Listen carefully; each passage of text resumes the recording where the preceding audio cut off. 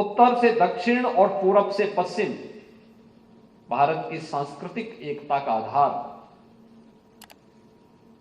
जो महत्वपूर्ण केंद्र थे, जो हमारे वास्तव में केवल अध्यात्म और भारत की शक्ति के केंद्र थे,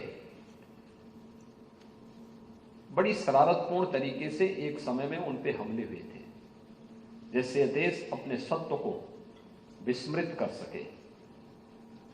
और एक शरारत के तहत स्वतंत्र भारत में भी एक प्रयास प्रारंभ हुआ था कि भारत का सत्व जगने न पाए।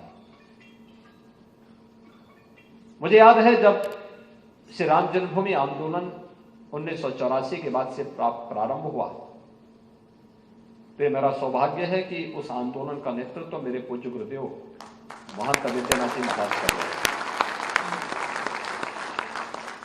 उस समय स्वाभाविक रूप से सरकारें अलग थीं,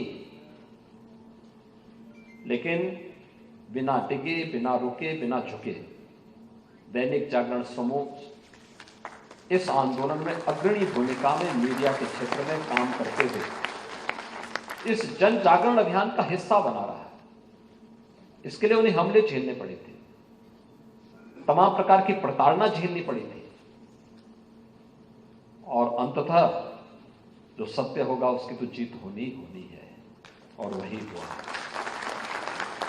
अयोध्या में रामलला फिर से विराजमान हुए हैं। दुनिया ने न्याय और सत्य की लड़ाई को एक बार पुनर्स्थापित होते हुए देखा है। पूरे देश के अंदर जिस प्रकार का माहौल था, वह आम जनमानस की अभिव्यक्ति को प्रदर्शित करता है। स्वतःस्फूर्त भाव के साथ हर घर में दीप जल रहे थे, हर मोहल्ले में भंडारे चल रहे थे, राम नाम संकीर्तन के कार्यक्रम चल रहे थे, और आतिशबाजी भी हो रही थी। यानी स्वतःस्फूर्त भाव के साथ व्यवस्थाएं चलती भी दिखाई दे रही थी। और हम लोगों ने तो यह भी देखा कि जो लोग सामान्य दिनों में इन सब चीजों से बहुत दूर रहते हैं, वे लोग भी उस अभियान का हिस्सा बने हुए थे।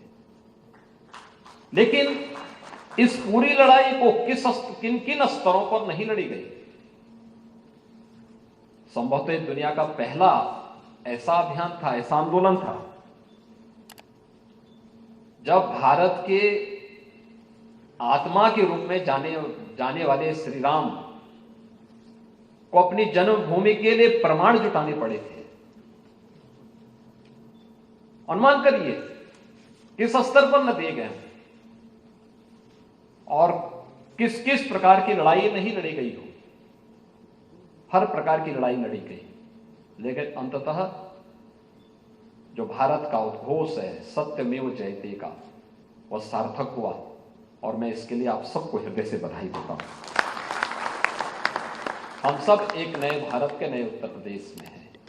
अयोध्या में प्रभु राम की प्राण प्रतिष्ठा का एक कार्यक्रम इस नए उत्तर प्रदेश की प्राण प्रतिष्ठा का भी कार्यक्रम है।